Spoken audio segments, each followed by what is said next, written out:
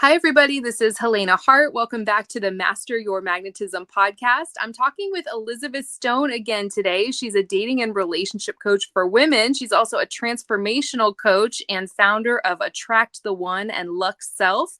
We have a great topic for everyone today. I'm so excited to dive in. Welcome, Elizabeth. Thank you for being here. Thank you. Yes, it's so great to come back. We recorded an episode together on the feminine blueprint to attract the right person. And in that episode, we also talked about the fact that you don't always have to feel great in order to manifest what you want in love or in any area of your life. And I absolutely loved recording that episode with you. It got such a huge positive response from my community. I knew I had to bring you back on for another episode. And we want to talk about feminine standards today that will help you really improve all the relationships in your life, but we're going to talk about dating and love relationships specifically, right? Yes. And thank you for having me back. It's always such a pleasure to speak to you. Yeah, we had a great time in that last episode. I realized that we're really aligned in a lot of these very important topics. And so we're going to talk about what this looks like when you're single and dating and looking to attract the right person. And we're also going to talk about what to do if you've been dating someone for a while, or maybe you're in a relationship and you haven't had high standards. How can you backtrack or start implementing these standards? What to do and say if you're in that situation? I know I hear from women all the time who feel like they've tolerated bad behavior and they don't know how to back themselves out of it or what to do next. So let's start with women who are single or dating. What does having high standards look like? And how does this tie into feminine energy? Well, I think having high standards is sort of misunderstood because what we're really trying for is honoring your yes and your no. Really. Because most of the time when people are talking about standards, they're like, okay, something is off in what they're either attracting or what they're noticing, or they just don't actually think that they could have what they want. So then they go on this, like, are my standards too high? Are they too low? Are they right? Are they wrong? And I think people get themselves tripped up when they think that it's a blanket cure-all for all that ails you, but standards become invisible in good times. So if everything's going great, you don't need to be enacting boundaries, right? Therefore, when things aren't going well and you're noticing things aren't lining up for what you want, that it's time to look at the standards or look at what you are tolerating or wanting that isn't necessarily showing up. I love that. My audience on my podcast, by the way, is mostly women. So the language we're using here is going to reflect that. And of course, we're going to be talking about feminine energy in this episode, but this could probably apply to anyone. If women are attracting someone who is hot and cold, maybe they're not very reliable, they don't follow up, and maybe they're only attached to this kind of person, what would you suggest they do to start off on the right foot with this? Really just not putting too much attention on people that aren't giving attention to you. So instead of trying to work and use masculine energy, use yang energy to make it different or better or change it, what is usually most effective is just to back away and match that energy that you're getting. Absolutely. I often say it's a lot easier if you're completely single and starting off on the right foot, because you just don't need to invest any time or energy or certainly emotions in someone who isn't showing up consistently from the beginning, especially if you've been consistent and open and available to them, right? Yeah, exactly. There's no reason to look at it like you're trying to get someone that does not want you to do things that they are not doing. That just is so hard and broken and difficult that it's like not worth my time. So true. So it's not about implementing some tactic to try to make a guy step up who's not showing up consistently from the beginning. If a guy's showing up and he's hot and cold, he's not that available, you don't need to say, hey, just to let you know, here are my boundaries. I need a guy who asks me out every week and is consistent in texting back. You don't need to really say that. It's just about truly getting bored and losing interest in anyone who isn't showing up with what you want, basically, right? Yes, exactly. That's really well put. It's so much simpler to just look at it like these are people who are filtering in and they may be interesting and maybe not interesting, rather than oh, this person's perfect, I have to make something happen. I have to show him that I am high value and have high standards, and he will love me. It doesn't work like that. It works more like you're honoring yourself so strongly. And that's what I think of when I think of high feminine standards. Like, you honor yourself so strongly that nothing that is off for you even gets onto your radar. It doesn't even get through. It's like invisible to you because it just isn't anything that you would entertain. And so it being so strong for you that you're not going to be treated a certain way is the embodiment of high feminine standards, because standards are ruled by yin energy anyway. Standards are ruled by feminine energy. So they're the highest form of self-honoring that you can be doing. Yeah, it's so interesting that you say that. I love everything you're sharing here. I believe it was in a video I recorded with my husband a few years ago on a feminine approach to boundaries. And he said something that I really never heard him say before in that video. He said that he knew that I had standards when we first started dating. He knew that I would absolutely be willing to walk away if the relationship wasn't in alignment with what I truly wanted or the vision I saw for myself in my future. But it's not something we ever had to sit down and talk about. I didn't have to say, hey, just to let you know, I don't drive to men on the first date, or I don't sleep with a guy before being exclusive. We didn't really have any of those big high stakes conversations. And truly, it wasn't something I even really thought about at all when we were dating, because he was really consistent and reliable and dependable. And so I've been asking him lately, because I've been getting a lot of questions like this, like, how do you convey to a man that you're willing to walk away without having to have that conversation? And so I've been asking, like, how did you know that I had standards, even though I didn't say, hey, here's my list of standards and requirements? And it was actually pretty hard to tease out. And I think it really just comes down to, are you willing to walk away if something's not right? That's sort of what we came up with. If you're really, truly willing to walk away from a situation that isn't in your best interest or not in alignment with what you want, a man's going to feel that. You don't really have to say anything to convey your standards to him. He's going to pick up on that. And if you have those high standards, he's going to pick up on that too, just in the way you carry yourself, what you're available for, and things like that. What are your thoughts on that? You know, that's a great point. And I agree totally that, like, with my partner, I had never had the conversation like, these are my standards. I mean, he knows I'm a coach, so he's probably listened to more than anyone else of my talking about, you know, who I am and what I think. But in general, when we started dating, I never said anything about that either. And, you know, to be quite honest, I have had the I will leave you if these things do not change talk with him. I have absolutely had that talk, but that I have not had that talk in the beginning during courtship. More like later when life got in the way and people start to get complacent. And I have absolutely had that talk, but I didn't have that talk from a princessy sort of like I'm entitled position. I had to talk like, hey, you know, if we see relationships differently, then maybe it isn't right to continue because this is how I see relationship. And let's talk about how you see it. But also, I will walk away if it does not change.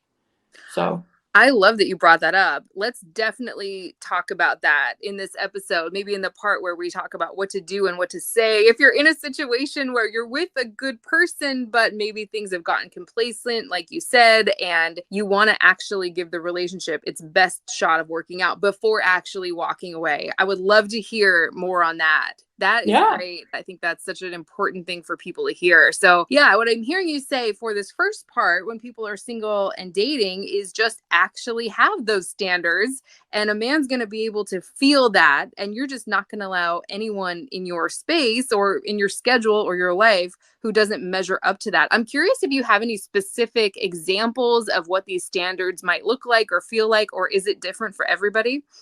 You know, there's some that seem like they're kind of normal across women I speak to, like not wanting to do anything in the middle of the night, like leave your house to go visit a man at 11 p.m. Another one that comes up sometimes is how long women are willing to wait to have sex, or having specific numbers around that.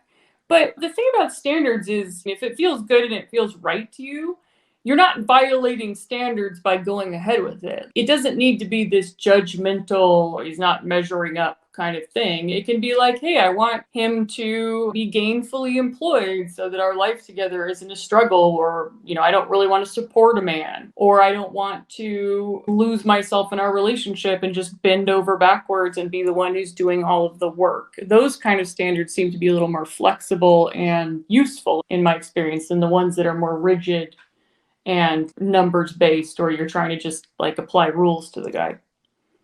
I think that's great. So basically, what feels good to you? I think that's the feminine piece of that. Does it feel good to you if a man is still dating other women weeks after you've met, months after you've met? I would say probably not if you want to be exclusive, if you want an exclusive relationship, or are you just dating? You're not really looking for that committed partnership at this time, and that feels good. You want to stay open too. You want to get to know other people. Maybe you're newly single or something like that. So I think it could be different for everybody. So does this feel good to me or not? Do I have that right?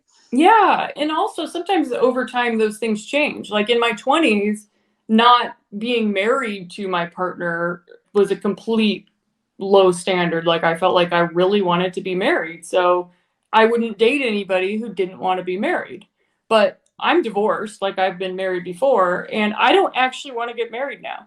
But I have a partner who is monogamous with just me, and we do fun things together and have a great time. And we've been together over 7 years now. So it can look like how you want it to look, but it needs to feel good. If you're denying what you really want in effort to go along, that does not count as high feminine standards.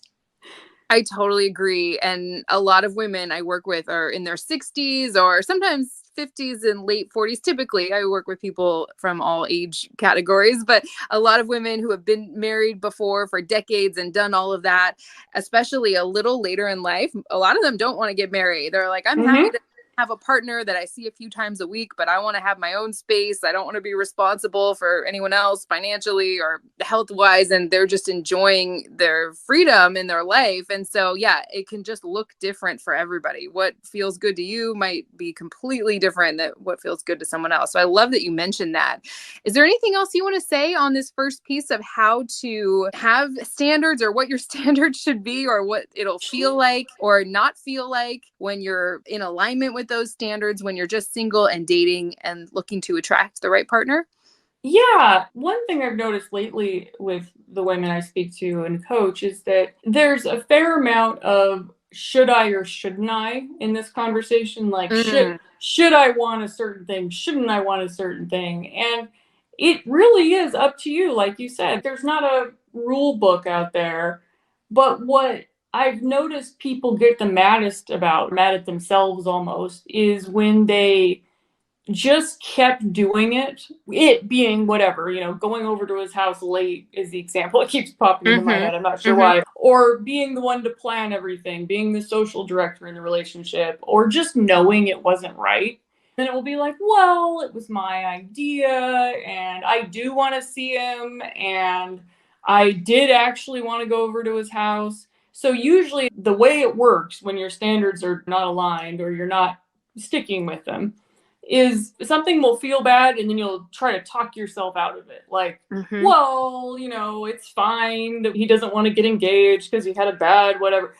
All of that explanation is usually how you know that something is off. Now, it isn't necessarily his behavior that's off. It could be that you're just not speaking up about it, or that you're not saying what needs to be said, or something like that. So it isn't always like, okay, this man does not fit my standards, I will throw the whole man away, because people are really afraid of that. Like, what does this mean about our whole relationship? Or what does this mean about me?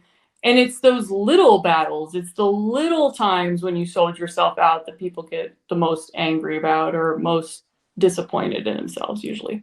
Yeah, I hear from women all the time, even just people I know in my life who know the guy is not the one, but they keep driving to him and doing everything. And then they get irritated that he's not really putting any effort in. It's like, well, why would he? He's got this great deal where you just drive over there and sleep with him, and he doesn't have to spend any time or effort or money on you at all. It's like, why in the world would this guy do anything different? He's got this amazing deal, and it's a terrible deal for the woman, but there's just sometimes something in us that that wants to drive forward and make something happen with someone who's clearly never going to step up and be that partner for you, right?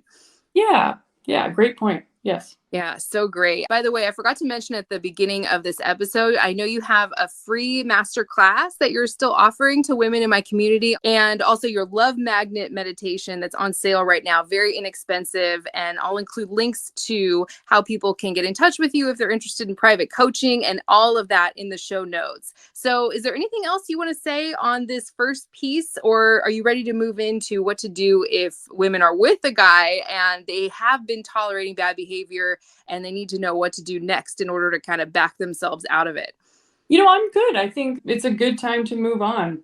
Perfect. Yeah. So I know I hear from a lot of women who are like, well, I've been dating this guy for months, or even like I've been in this 2, 3, 4+ year relationship, and I haven't really held him to these standards, or I haven't really had any standards at all. We've just sort of fallen into this relationship, and they learn about this work and what things could really be like, and they want to make a fresh start, but they don't want to just dump this guy and move on. They want to see if he's actually capable of stepping up. I'd love to hear your thoughts on what they could do to start turning things around.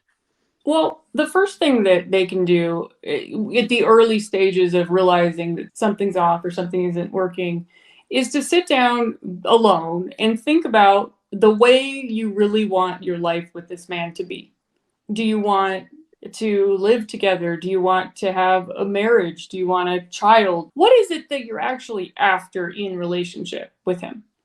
And then see whether or not this particular human wants those same things. Like, do you imagine that he wants to get married and have a child, or that he just wants a partnership where you're monogamous but you don't have a marriage? What exactly is it that you want? And then what is it exactly that he wants? Because we can have our standards all day long, but it's not about forcing the other person to have the same ones or want the same things. So, get clear on that, and not clear on it like, well, I don't think he wants to marry me, or, we've been together for 9 years and he's never proposed, so that must mean something about what I'm like. Not that. More like, what is this human being that I am with? What does he want? And then if you're unclear about any of those things, maybe go ask him in a very real and questioning way. Like a genuine exploration of what he actually sees his life being like. Not the, I see myself being married, what do you see way. This is not a time where you start with your ideal life. And if he doesn't really know or doesn't really want to answer you, you can leave that one alone and then sort of throw out what you see your life looking like. It depends on the particular relationship in man, how I would go about this, because he might already be all dialed in to the idea that you wanted to get married for 9 years and he doesn't. So it isn't about nagging him, but really finding out, like, do you think he actually wants to get married? Because he might not. Yeah, I think most men will be pretty straightforward. If you just say, hey, I'm a big girl, give it to me straight. Is this something you see for yourself or not? That's such a reasonable request to see if you're on the same page, especially if you've invested time in a relationship with this person, or you're thinking about investing time. Like, you have a right to know what they're looking for and if they see a future with you. So I love what you said. Come from a place of curiosity, not a place of trying to steer things in the direction you want. I think that's really important. Yeah. And, men don't grow up thinking about minivans and commitment. Like, commitment is really for child raising and for women. So he might not see that, but he might also not want to lose you. And that's sort of step 2. Step 2 is to explain what you, in fact, want in a way that does not blame him for any of his behavior. So in a way that you're not shaming him or blaming him or pointing out that if he just wanted to get married, you wouldn't be so old now and have a hard time having kids. They can hear guilt and they know you.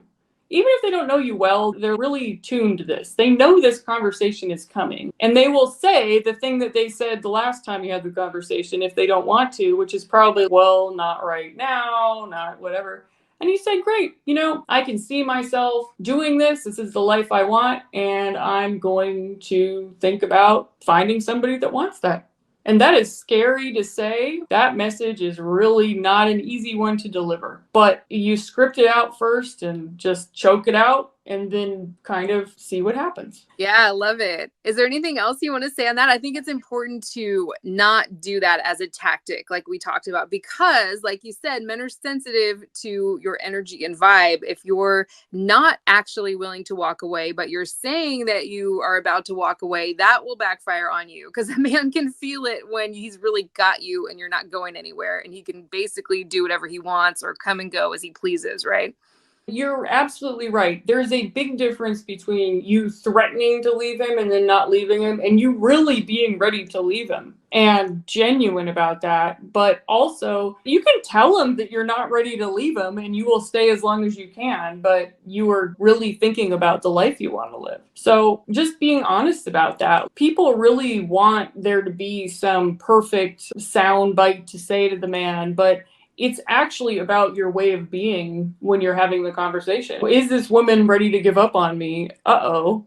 And if you're not, you can say that because he will already know that. You don't have to get to that place before you have a conversation about your standards or what you want your life to be like. And I would suggest you don't use the word standards, use the words, I want my life to be like this. I don't see things going like this. And, I've had a great time with you. Be very clear about the good parts about the relationship, because you wouldn't be there if there wasn't something. And, you'd like that with him. The other thing that men are incredibly afraid of is that the woman that they're with is with them in order to. So, like, they just want to get married, they don't want him.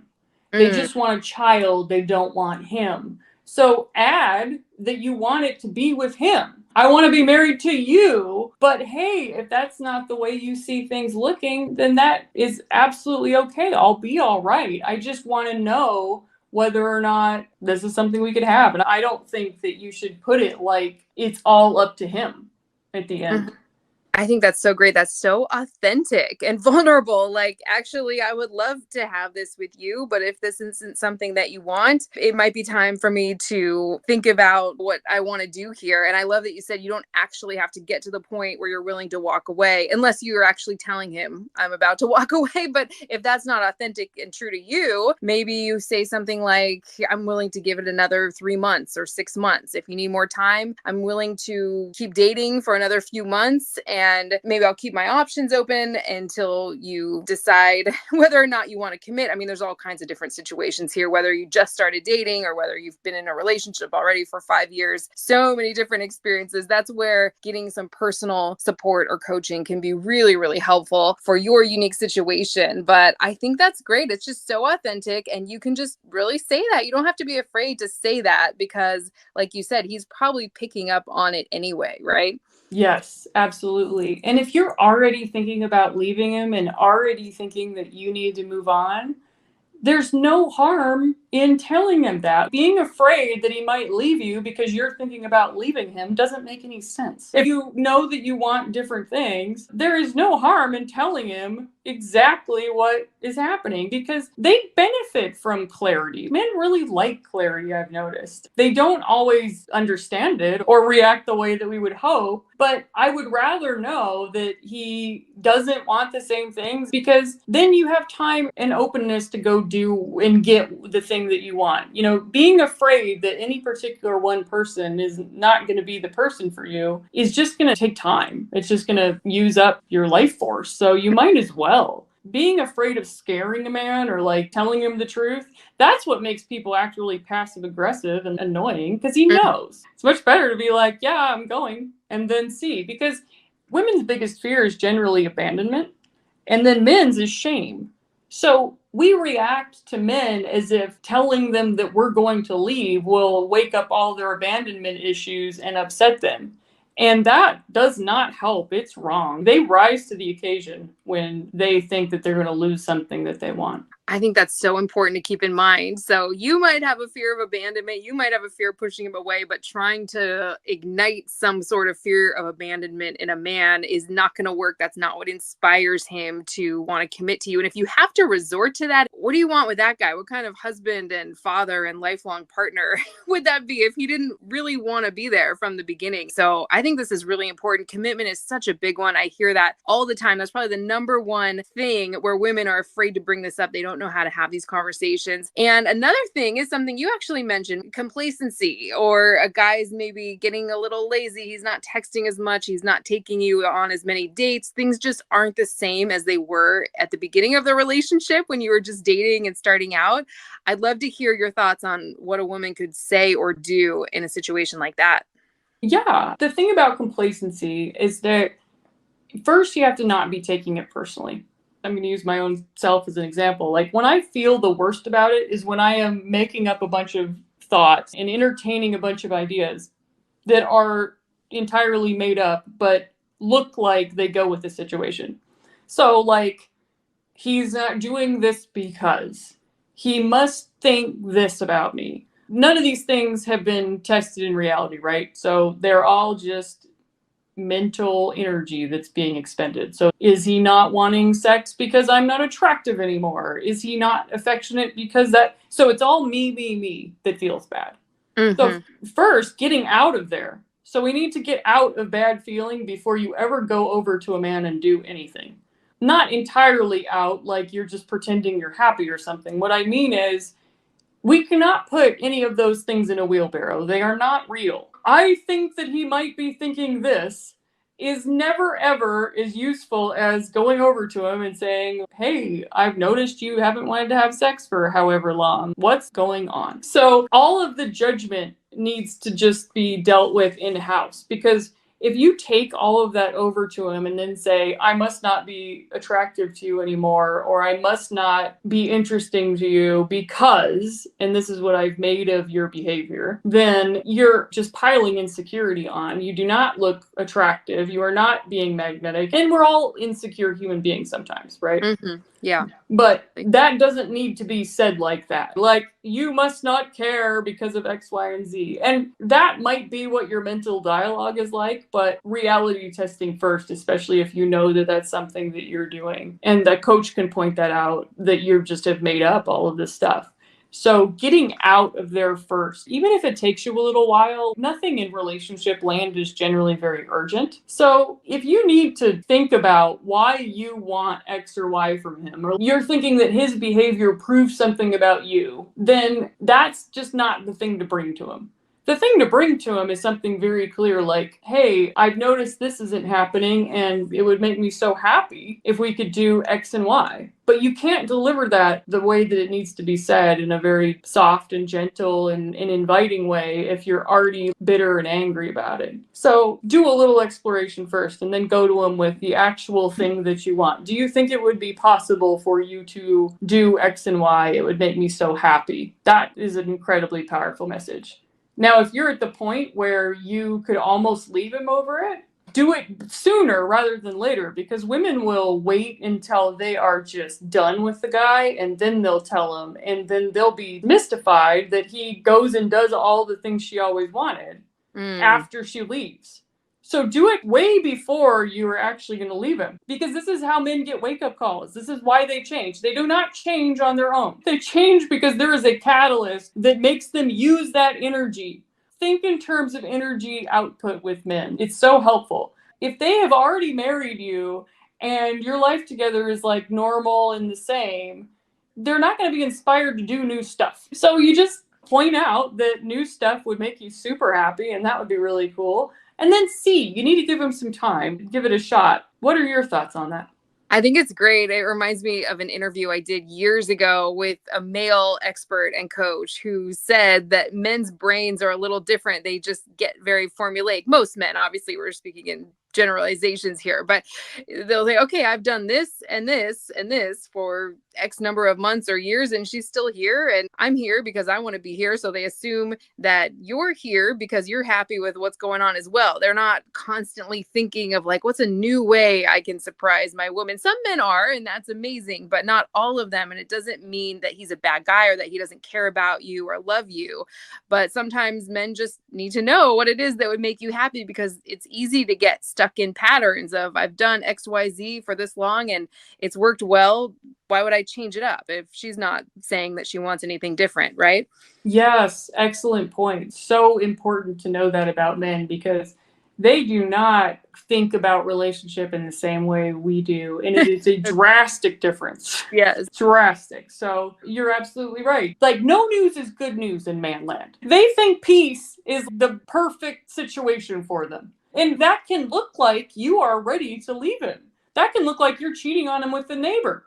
Peace can look like a lot of things that it isn't really for the woman, because she's already checked out or decided it isn't possible, or thought that he not doing more meant something about her, so opening that conversation was too scary.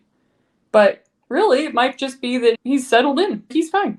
He's not thinking about ways to delight you, or ways that he's not delighting you unless you don't bring it up.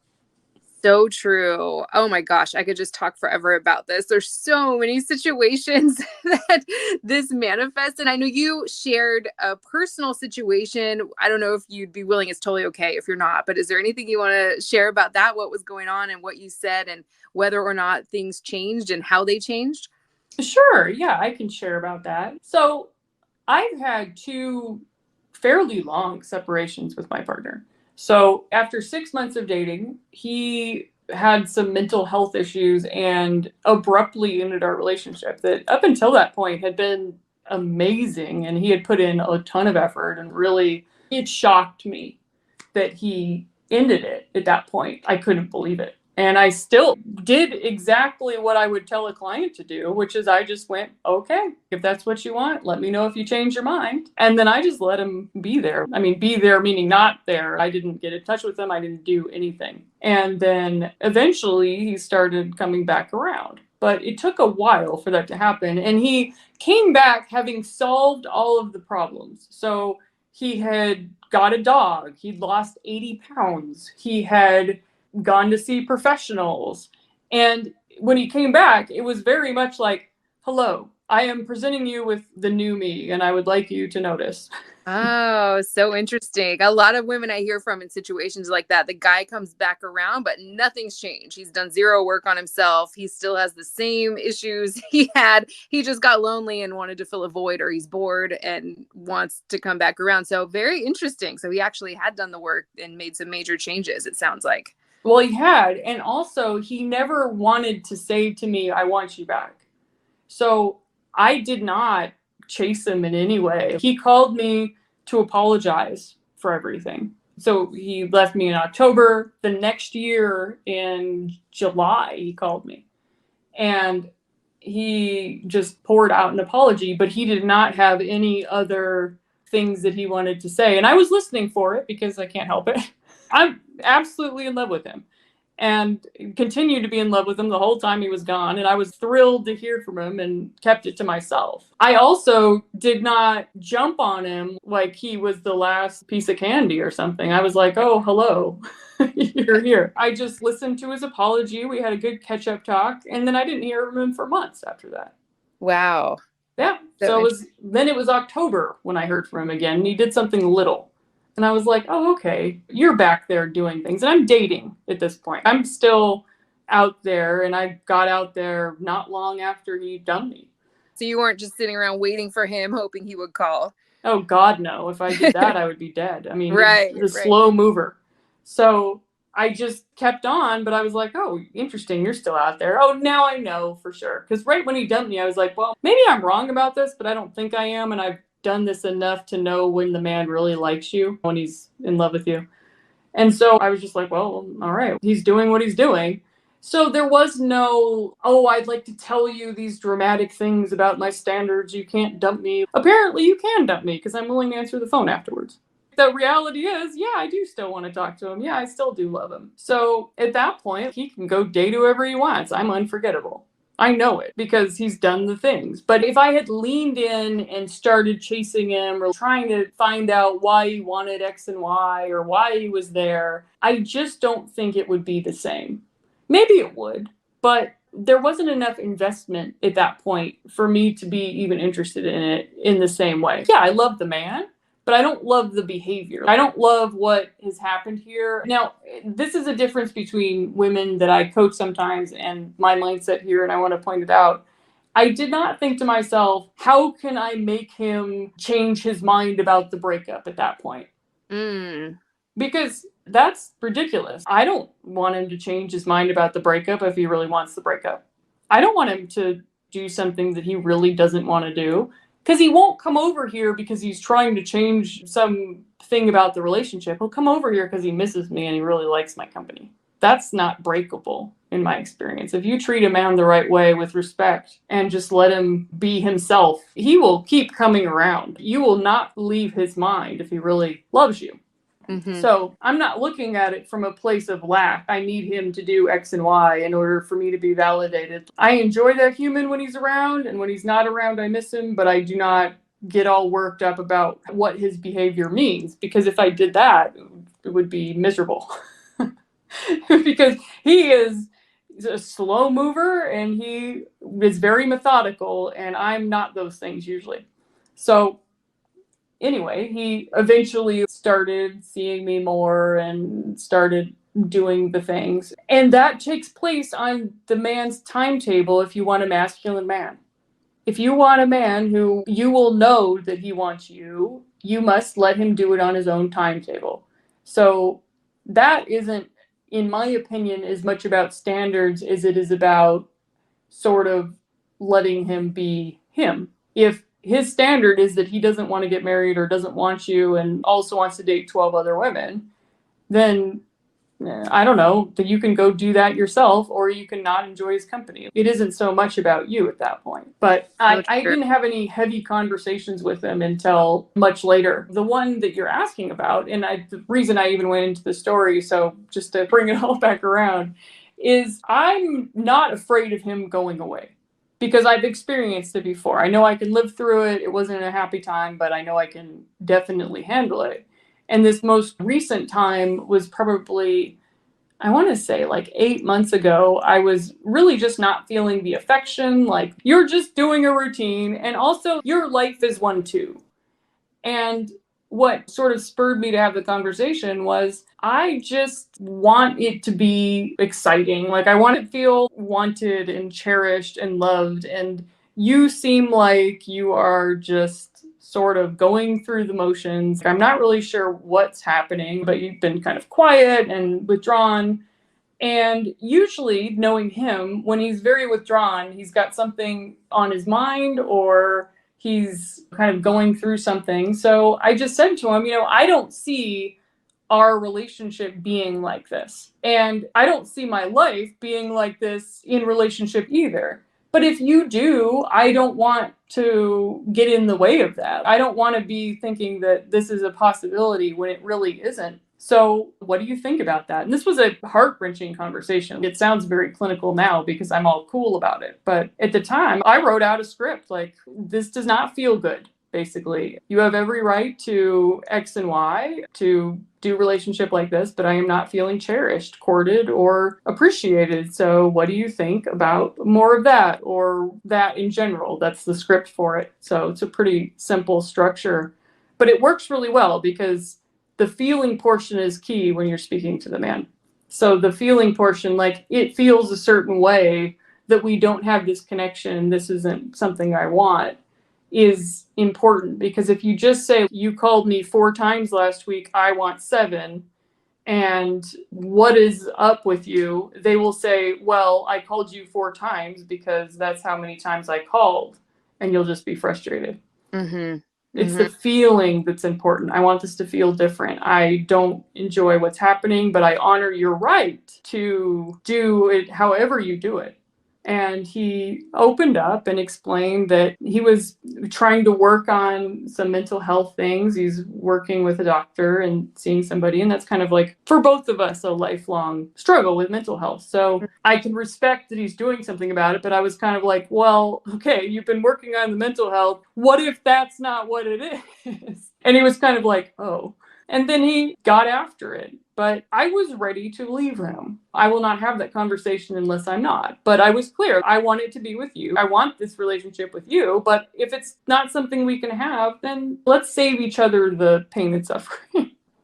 You handled that so masterfully. I just have to say, both of those situations, I can just tell by all these things you're saying that you really understand the mind of a man so well. The way you didn't just jump right back into the relationship or even bring up, like, okay, so what does this mean for our relationship? Are we getting back together? And the way you brought up that conversation, it was just perfect. I think that's going to be so helpful for so many people out there. I believe you might have a course on understanding men. Is that still available? Yes, I do. Yes. And that is absolutely still available. Okay, great. I'll include that as well. I'm also definitely going to include a link to private coaching because I just can't tell you how many women I hear from who are in situations just like you described. A man comes back and she still wants to be with him. She's still in love with him or really invested in the relationship they had created previously and doesn't know what to do. And I also hear from a lot of women who are with men who have mental health struggles or they do themselves.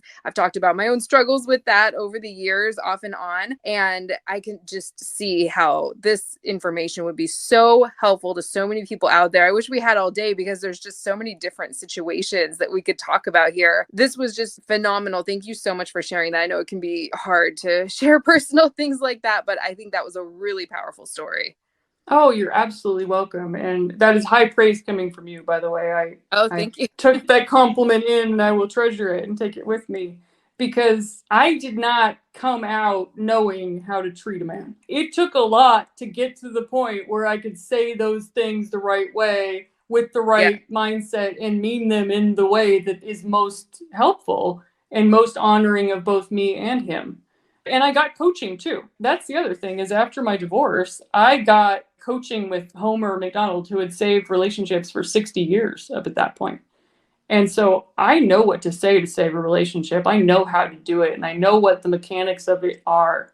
But most people do not. And we don't learn that. That's absolutely a specialized skill, how to reconnect a relationship. So it's not easy, but there is so much valuing of self that it takes in order to do it properly that it really can use a team. I have friends that I call now who I just appreciate so much for being there for that process because people would say to me, well, you're waiting for him. And I was like, actually, I'm not waiting because I'm out there dating. I miss him, but I've never found any way to not miss somebody that you really miss. I wish I could bottle it and then sell it. I'd be a billionaire. Absolutely. What happened? I'm very curious. Like after having that conversation with him, this second one you're referring to, I'd love to hear what changes were made or not made. I actually have no idea. So I'd love to hear the outcome of that. Sure. Well, things are going much better, for lack of a better. There's no dramatic. I didn't want him to do something like propose or move in or something. I just wanted it to be sweet and good and flirty and affectionate. And just to explain this particular man, it takes thought for him to be affectionate. He didn't come from a family where they were ever affectionate or like said those words, but what he does is acts of service. So he's like the person that you could call in the middle of the night. Like he got me 100-piece tool set when I moved into this house. Like I'm going to be the one using it. Not really. I mean, I certainly can do a few things around the house, but it wasn't for me, right? But it is for me.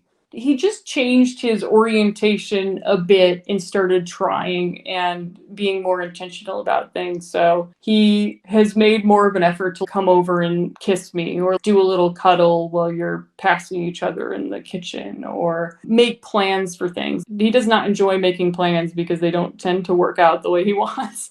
So he had just like put a moratorium on all plans and then was just letting me try to figure out when we were going to do something. And I was kind of like not thrilled with that. Recently, we came back from 10 days in the mountains at his family's cabin. And we would wake up in the morning and he'd very much want to know what I wanted to do or what my day was going to look like. And then would do things to try to make that work. So it would be like, oh, well, if you want this, we should go get this thing you like to eat. Or, you said you want a cinnamon roll, so we should find one. Just much more intentionality toward me, which is exactly what I wanted. That was the result I was looking for.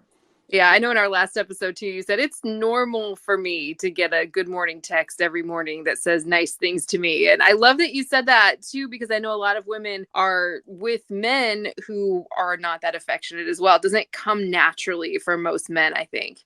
No, and it doesn't for mine. I mean, he schedules that message. But I don't care that he schedules it. I think it's adorable that it's scheduled and that it didn't start out that way. So if you're with somebody that's just not on his own very affectionate, look for what it is that he is doing. Look for the signs that he really does care rather than the ones that you are insecure about or wonder if he doesn't. I know it's under there. And he's also a very anxious human, so he's afraid to not please me as well, which took me a really long time to sort of understand about him, is that he has so much mental energy that goes on about everything that he will overthink and then just not do the stuff while thinking he's doing it. So it is fascinating to me how many women think that men don't have feelings or that they don't have a big emotional environment, because they absolutely do. If you've ever seen a man get angry, he gets emotional. But there's a big difference between not caring about you or wanting it and then being preoccupied or caught up or just being human and not putting the attention in. So a lot of appreciation also goes into my relationship, or I try to mention how much things mean to me, even though he's just not going to say those things, and that's just not him. He will say things, but he does not say, oh, I appreciate so much that you brought me this coffee. He's just not going to. Like, he's not me. So he does not love the same way I love. And I think that's just so common with so many couples out there. But like we talked about at the beginning of this episode or somewhere throughout it, I remember you said something like, don't make it mean something that it doesn't mean. Like, well, if he really cared about me, he would express words of appreciation, when that's not his love language. He's acts of service, which I think a lot of men are. So this was so great. We are over on time. It just flew by. There's so much more we could talk about here. Is there anything else you want to say on this topic, or do you want to recap this at all? I know we talked about so many amazing things today. Sure. Yeah, I'd be happy to recap. So in general, your standards are invisible until they're being trampled on. So if it doesn't feel right to you and it doesn't feel right for a consistent period of time, then it's time to think about doing something instead of just either pulling away or not valuing the relationship enough to give it a shot. If you value it enough to do it, you might as well value it enough to have a conversation with him and talk to him about the way he sees things, the way that he wants things to be for himself. And then if you're actually in it and it isn't good, you need to be ready to leave if things do not change. And you don't have to actually leave or threaten to leave or give an ultimatum or anything like that. But the idea that you will honor yourself above all others is key in relationship, at least in my experience. Like, not in a spoiled brat sort of way, but in a real, I come first and then you come as a close second, and we can have a nice life like that. But if I make you first and then I wonder why you don't make me first, we're going to have a really hard time. So honoring that the man is where he's at, and you have to decide whether you're going to reject, accept, or tolerate his behavior. Tolerating is the most painful and difficult way to live your life, because you will go back and forth and you will feel like hell doing it. But if you're like, well, you know what, I accept that he throws the socks on the bed, or that he is not verbal in affection, or that he's just not ever going to say, I love you every single morning. He's not going to do that, but he will absolutely show up in the middle of the night and be your rock. Then you have to realize you're not dating you, but the difference is what makes it fun anyway. I don't think dating me would be fun because I wouldn't get to know somebody new. So that is my recap. It's just about putting yourself first and then just continuing to do that every single day. So great. And that will get you very far in all areas of life, not just dating and relationships, right? I love what you said too. Accept it or reject it. Don't tolerate something because you're afraid of losing a guy or you don't think something better is out there for you, either in this relationship or with somebody else who might be a better match for you. I love it. It's something I've been saying for years and years. Accept it or reject it. And tolerating something is one of the worst things you can do. It just destroys your vibe and your energy and really your relationship because you start to get passive aggressive, just like you said. So this was amazing. I could just talk to you forever about this. I'm going to include links to your free masterclass, your Love Magnet meditation, your Understanding Men course, and your private coaching link if you're still offering private coaching. All of that will be in the show notes. So just scroll down. If you're listening on Spotify, you might have to click see more, and that'll open up the show notes or the description, and all of the information will be in there. Is there anything else you want to say before we close out today? I just appreciate this time with you so much. I just enjoy your light and that you come and share and are so consistent and just such a great resource for women. You're just a wonderful teacher. So thank you for having me. You're very welcome. Anytime. I would love to bring you back on my podcast sometime. This was just such valuable information. I know it's going to resonate with so many people out there. So thanks again. And thank you for listening, everyone. Make sure you're following my podcast. Click the follow button on my podcast homepage so you don't miss any of my new episodes. I have new episodes coming out every single week. And I will talk to you again very soon. Thanks again, Elizabeth. This was great. Thank you.